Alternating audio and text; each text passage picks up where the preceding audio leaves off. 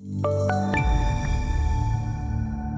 euro currency starts the week off getting a bounce off those overnight lows. We got as low as 118.5. Recall just a few weeks ago we were trading at around 121, and it has been a steady sell-off since then, which really started to accelerate after last week's FOMC and a more hawkish tone we got from the Fed, followed by some more hawkish tone later on in the week, and that really exaggerated the move. We saw the dollar bid strong. We saw the euro come off.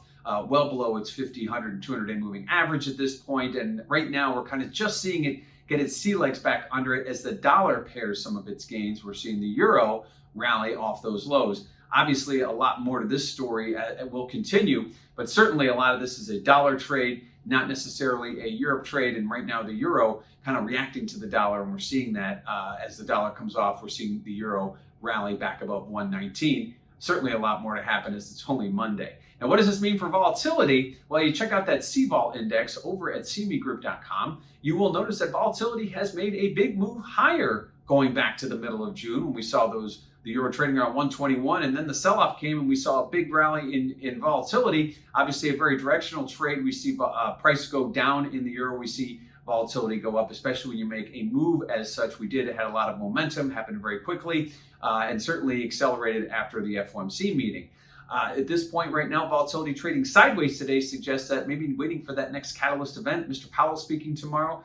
Is he going to talk down the dollar or talk up the dollar? That will probably be the next trade, and the reaction to it will come in the form of a higher or lower euro. But at this point, we're going to wait for the evidence and not necessarily speculate. Mr. Powell speaking tomorrow to Congress. At this point, that will be the next story for the euro and for currencies across the board.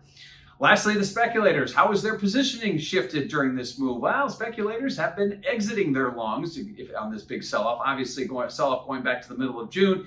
Now we're starting to see things accelerate and bounce a little bit.